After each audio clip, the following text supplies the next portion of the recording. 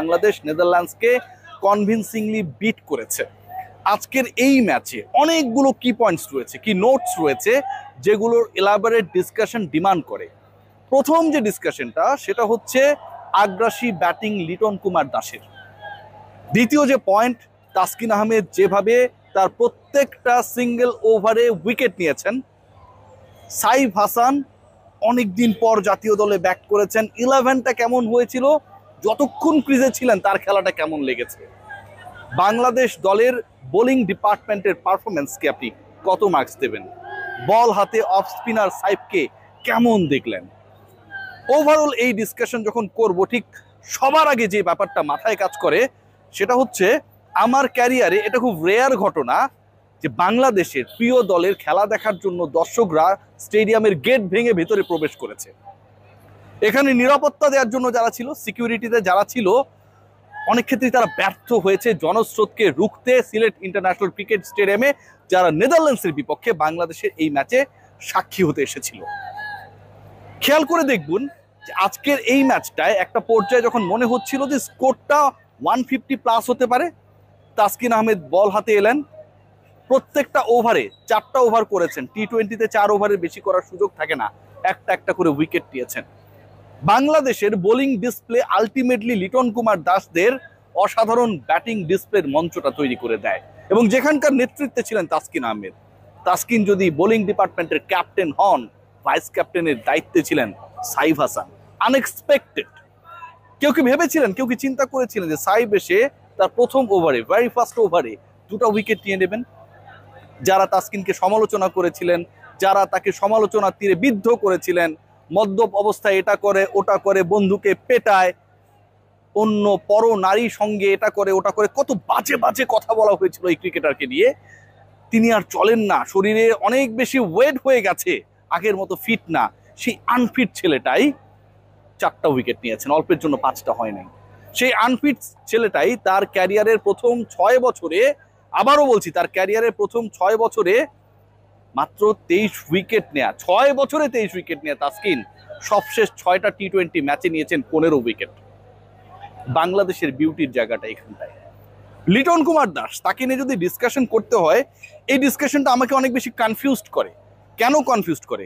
আমি কি আজকে লিটনের ব্যাটিং নিয়ে আলোচনা করব, তার হিটিং নিয়ে আলোচনা করব, নাকি লিটন কুমার দাসের ক্যাপ্টেন্সি নিয়ে আলোচনা করব?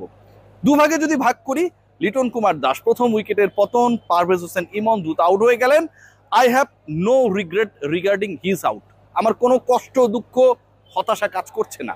যেভাবে খেলা দরকার তিনি যেভাবে খেলেন সেভাবেই খেলেছেন। টিকতে পারেননি, ভালো কথা, বাই বাই, চলে গেছেন। লিটন কুমার দাস এসে যখন 50 পূরণ করলেন, 26 বলে স্ট্রাইক রেট তার 192, সেই 50 পূরণ করতে গিয়ে 4 মেরেছেন 6টা, ছক্কা মেরেছেন 2টা, অর্থাৎ 24 প্লাস 12, 36 রান তিনি করেছেন 8 বলে। বাংলাদেশ দল এই ম্যাচটা টুকটুক করেই খেলতে পারত। 140-এর কাছাকাছি টার্গেট, বাংলাদেশ দল 19তম ওভারে গিয়ে টপকাতেই পারত। কিন্তু ক্যাপ্টেনের ব্যাটিং একটা জিনিসই মনে করিয়ে দেয় যে আসলেই বাংলাদেশ প্রপার প্রিপারেশন নিয়ে ইউএই যেতে চায়। অনেকেই হাসবেন, অনেকেই মুখ মোচড়ে দেবেন যে কি এমন দল, কি এমন ফাটিয়ে খেলেছে, নেদারল্যান্ডসের বিপক্ষেই তো খেলেছে। আপনাদের একটু মনে করিয়ে দিই, সবশেষ 7টা টি-20 ম্যাচের মধ্যে, সবশেষ 7টা ইন্টারন্যাশনাল টি-20-র মধ্যে বাংলাদেশ জয় পেয়েছে 5টায়, এবং এই 5টার মধ্যে 4টা ম্যাচে বাংলাদেশ হারিয়েছে। এই 5টা ম্যাচের মধ্যে 4টা ম্যাচে বাংলাদেশ হারিয়েছে পাকিস্তান এবং শ্রীলঙ্কাকে। বাংলাদেশ দল পিছিয়ে থেকে শ্রীলঙ্কার এগেনস্টে সিরিজ জিতেছে। বাংলাদেশ দল পাকিস্তানের বিপক্ষে এগিয়ে থেকে সিরিজ জিতেছে। বাংলাদেশ দল টানা 3য় টি-20 সিরিজ জয়ের থেকে একটা ম্যাচ দূরত্বে রয়েছে। After Mahmudullah Riyad and Sakib Al Hasan, Liton Kumar Das is going to be the 3rd captain of this team, যার আন্ডারে কনজিকিউটিভ 3টা টি-20 সিরিজে বাংলাদেশ দল জয় পেতে যাচ্ছে। এই দলটাকে নিয়ে যদি আপনি এশিয়া কাপে আশাবাদী না হন, কখন হবেন? নেদারল্যান্ডসকে নিয়ে যারা মুখ ভ্যাংচান, সেই তাদের জন্য আমি বলতে চাই যে শ্রীলঙ্কা এই মুহূর্তে খেলছে জিম্বাবুয়ের সাথে। খেলছে তো পাকিস্তান, আফগানিস্তান একে অপরের মুখোমুখি হচ্ছে।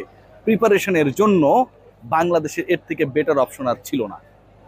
খেয়াল করে দেখবেন, বাংলাদেশ দল প্রথম 50 রান চেস করতে গিয়ে করেছে 32 বলে, দ্বিতীয় 50 রান সেটাও করেছে 32 বলে। 100 ছুঁয়েছে বাংলাদেশ দল 11তম ওভার শেষ হবার আগেই। Here is the beauty.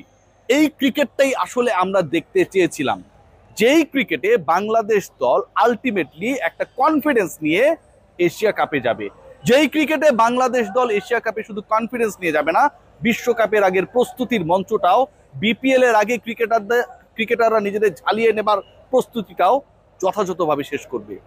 খেয়াল করে দেখুন আজকের এই দলের সবচেয়ে সিগনিফিক্যান্ট চেঞ্জের জায়গা কি? শামীম পাটোয়ারি খেলেন নাই, বিশ্রাম দেওয়া হয়েছে, ড্রপ দেওয়া হয়েছে, যেটাই হোক না কেন। এর থেকে গুরুত্বপূর্ণ পার্ট যেটা, আজকের এই ম্যাচটায় সাইফ হাসানকে খেলানো হয়েছে। শামীম পাটোয়ারি কেন ড্রপ, সেই আলোচনা বা ড্রপ হতে পারে সেই আলোচনা আমি একদিন আগেই করেছিলাম।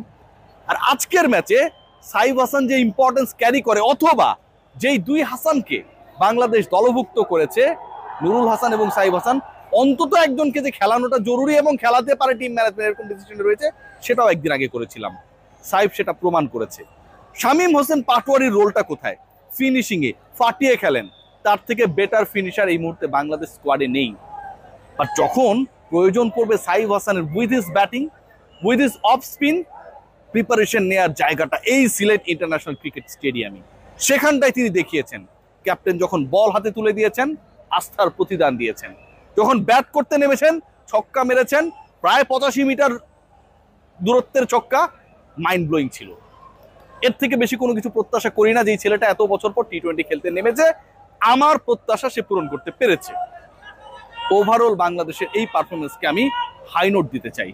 ওভারঅল আজকে লিটনের ক্যাপ্টেন্সি, লিটনের ব্যাটিং, বাংলাদেশের আগ্রাসন, বাংলাদেশ যে ইন্টেন্ট নিয়ে, মানে জিততে হবে, যে কোনো ভাবে জেতার জন্য, জিতলেই হয়ে যাবে, এই চিন্তা থেকে বের হয়ে 2021-এর টি-20 বিশ্বকাপের আগে বাংলাদেশ যখন পাট ক্ষেতের উইকেট বানিয়ে অস্ট্রেলিয়া, নিউজিল্যান্ডের মতো দলগুলোকে হারিয়েছিল, সেরকম চিন্তা থেকে বের হয়ে যখন স্পোর্টিং উইকেটে খেলাটা হয়, বাংলাদেশ দল যখন ওই স্পোর্টিং উইকেটে যেভাবে এক্সিকিউট করার কথা সেই এক্সিকিউশনটা করেন, ঠিক তখন প্রিপারেশন ওয়াইজ এই দলটা যে ঠিক জায়গায় রয়েছে সেটা ডাউটলেসলি প্রুভ হয়ে যায়।